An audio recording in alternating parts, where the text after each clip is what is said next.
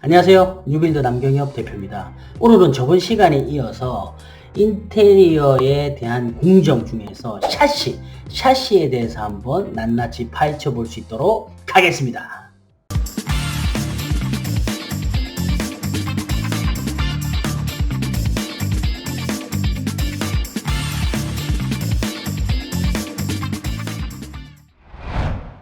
제가 일전에 샤시 관련된 영상을 올렸는데요. 그 영상을 못 보신 분들은 이번 영상을 보시기 전에 먼저 보시는 것을 추천드립니다. 자, 그러면 우리가 본격적으로 샤시에 관련된 내용을 알아볼 수 있도록 할게요. 근데 그냥 이야기하면 잘 이해가 안 되는 경우들이 많기 때문에 사례를 가지고 제가 좀 설명을 자세히 좀 드릴 수 있도록 하겠습니다.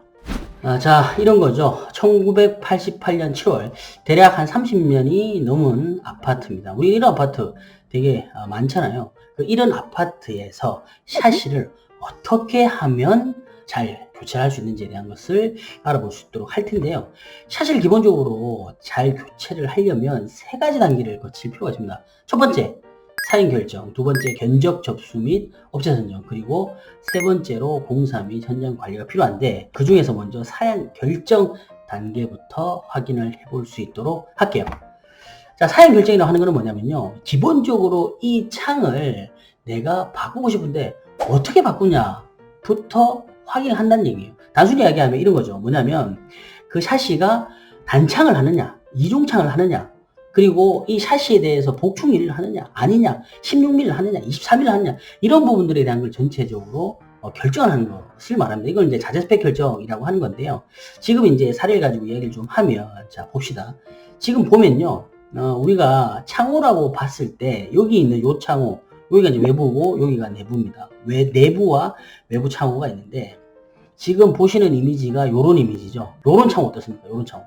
이런 거 뭐냐면 그냥 봐도 되게 오래 보이잖아요. 보통 20, 30년 된 아파트들 보면, 특히 주공 아파트들 보면 대부분 저런 샤시로 많이 되어 있습니다. 저런 샤시는 어떠냐면 단열 성능이 현저히 떨어지기 때문에 실질적으로 그걸로 인해서 단열 효과를 보기에는 좀 어렵다. 자, 그러면은 우리가 이런 샤시를 그럼 어떻게 바꿀 건지에 대한 것을 확인을 먼저 해야 될 필요가 있다 라는 얘기인데, 그걸 하기 위해서는요, 단창을 할 건지 이중창을 할 건지 그런 부분부터 먼저 좀 개념을 짚고 넘어가야 될 필요가 있다 라고 말씀드릴 수 있을 것 같아요. 자, 일단 그러면 우리가 먼저 단창과 이중창에 대한 개념부터 정확히 아실 필요가 있습니다. 단창이라고 하는 건 뭐냐면 지금 우리가 여기 보면 침실 일종의 안방이라고 하는 거죠. 안방 쪽에서 발코니 1로 되어 있는데 여기에 보면 안방이 있고 여기도 창이 있고 여기도 창, 이렇게 창이 두 개가 발코니를 기준으로 형성되어 때는 보통 단창을 많이 씁니다. 단창. 그리고 여기에서 거실, 침실이 침상이라고 하는 거는 발코니가 없이 바로 외기로 면해져 있잖아요. 이런 곳에는 이중창이라고 씁니다. 지금 우측에 보시는 것처럼 단창은 뭐냐면 창이 PL 창호가 미닫이로 될 때 한 쌍만 있는 거예요. 한 쌍. 그래서 요렇게만 한 세트만 있는 건데, 이중창이라고 하는 건 뭐냐면 우측에 있는 그림처럼 요 단창이 두 개가 붙어 있는 거예요. 자, 그래서 발코니가 확장이 되어 있는 곳에는 아무래도 외기에 바로 면했기 때문에 이 단창을 두 개를 합쳐서 이중창으로 계획을 하고, 발코니가 중간에 있는 경우에는 단창과 단창을 구획하는 게 일반적입니다. 최근에 지어지는 대부분의 아파트들의 경우에도 동일한 방법으로 적용이 되기 때문에 이렇게 우리가 진행을 하면 되겠다라고 생각하시면 됩니다. 그리고 제가 이 부분을 이렇게 강조해서 말씀드리는 이유는 뭐냐면요, 발코니를 기준으로 해서 안쪽에 단창이라는 걸 설치가 되는데 바깥쪽에 굳이 이중창을 설치를 해라고 계속 이야기하는 대리점들이 있거든요. 그래서 그런 분들 때문에 제가 설명을 드리는 거예요. 여기에도 이중창을 하면 당연히 단열 효과가 높아질 수 있죠. 당연히 높아집니다.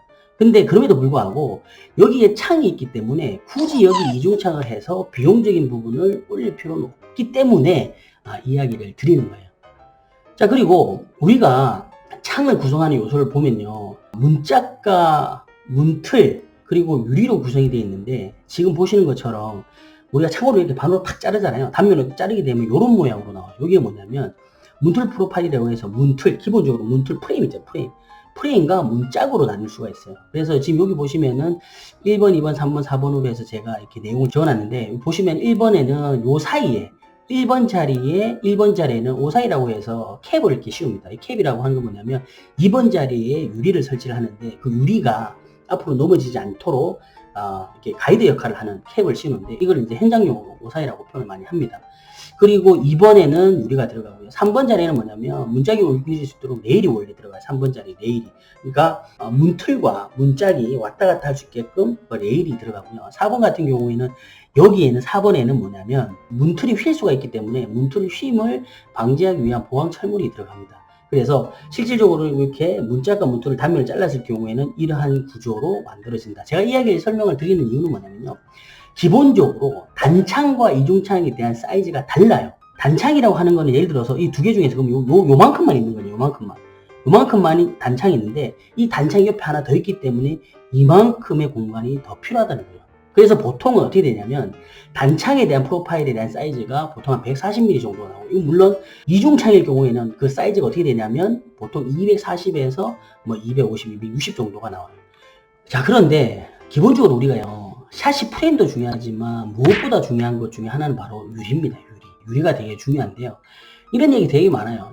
예를 들어서 대표님이 16mm를 쓰라고 그래서 저는 16mm로 견적을 받고 싶은데 업체들은 16mm하고 22mm 이런 가격 차이가 얼마 안 난다고 22mm로 해라고 이야기를 하는데, 이게 비용이 차이가 많이 나가지고 가격이 올라갈 것 같은데 업체가 자꾸 요구하는 것 같고 그래서 잘 모르겠어요. 너무 어려워요. 이런 질문들을 되게 많이 하거든요.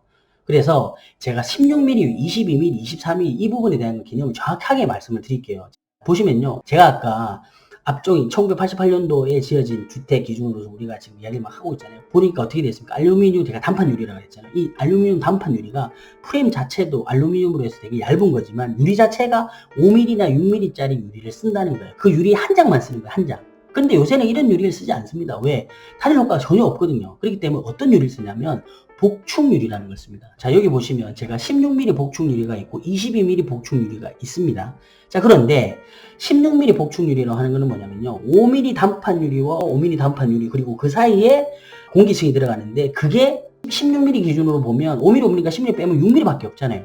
그래서 6mm의 공기층을 가지고 있는 게 16mm 복축유리인데, 22mm는 뭐냐면 이게 단순하게 여기 보시면은 스페이스라고 되어 있잖아요. 요 사이, 그러니까 감봉이라고 하는 건데, 감봉이라는 두께가 달라질 뿐이면서 같은 5mm 유리를 쓰고 감봉이 6mm짜리에서 12mm로 늘어나는 거죠. 그럼 바꾸고 이야기하면 뭐냐면 이 감봉 가격밖에 차이가 안 나는 거예요. 자, 그렇다면 금액 차이가 크게 날까 안 날까요? 가격 차이가 그렇게 크게 나지 않습니다. 자, 그런데 똑같은 22mm라고 하더라도 6mm짜리 단판에 6mm짜리 단판 유리가 들어간다면 어떻게 되겠습니까? 2mm가 커지기 때문에 그 공기층에 대한 게 스페이스 간격이 그만큼 줄겠죠. 자, 그렇다면 5mm짜리 유리를 쓰는 것과 6mm짜리 유리를 쓰는 건 당연히 가격이 달라질 수밖에 없습니다. 그렇기 때문에 우리가 실질적으로 좀 더 단열 성능을 높이기 위해서라면 똑같은 22mm, 똑같은 24mm를 하더라도 5mm짜리가 아닌 6mm짜리 단판 유리를 사용을 해야만 좀 더 단열 성능을 높일 수 있다라고 말씀드릴 수가 있습니다. 자, 계속 보죠. 자, 그런데 그럼에도 불구하고 나는 성능을 조금 더 단열 성능을 높이고 싶어 라고 할 때 그때는 어떻게 하냐면요, 로이라는 걸 합니다. 로이라고 하는 건 뭐냐면 금속 팡막을 유리면에다 입히는 건데요, 그 내부에다 유리면을 입히는 겁니다. 그래서 보통은 그 유리면이 복중이라고 있으면요, 그 중에서 한 개, 1면만 로이 처리를 하는데요, 로이 처리를 할 경우에는 가격은 올라가지만 그만큼 성능이 좋아진다 라고 말씀드릴 수가 있고요. 이거 자체도 나는 못 믿는다 라고 할 때는 3중 유리를 쓰는 경우가 있는데, 이런 제품으로 사용하게 되면 단열 효과가 좀 더 올라가겠죠. 지금 보시는 것처럼 일반적으로 16mm 일반 복중 유리를 했을 때에서 22mm로 변경했을 때는 난방 에너지 절감 요금의 단열 효과가 10% 정도 더 좋아진다는 거고, 여기다가 22mm가 아니라 16mm의 일면 로이 처리를 했을 경우에는 13% 정도. 이거는 제가 임의로 숫자를 쓴 게 아니고요, 이 부분에 대한 연구 결과는 기관에서 조사를 해서 나온 데이터 값이기 때문에 그 정도로 참고를 해주시면 좋을 것 같습니다. 자, 그래서 우리가 사양에 대한 걸 결정을 할 때 첫 번째로 단창과 이중창을 결정을 할 때는 비약장의 공간, 발코니를 끼고 있는 공간에서는 단창, 외부 단창과 내부 단창을 적용하고, 외부로 바로 면에 있는 창호 같은 경우에는 이중창을 적용한다. 그렇게 보시면 되고, 유리의 경우에는요 16mm에서 24mm 정도까지 사용을 할 수 있는데, 다만 해당되는 단계별로 갈수록 금액은 올라가기 때문에 기본적으로는 5mm짜리 단판 유리가 2장이 붙어있는 복축 유리와 일면 로이 정도로 적용하면 된다. 이것은 단창과 이중창하고 구별 없이 무조건 동일하게 적용을 하면 된다라고 말씀드릴 수가 있을 것 같아요. 정리가 좀 되셨나요? 또 계속 볼게요. 자, 그리고 우리가 또 봐야 될 거는 뭐냐면요.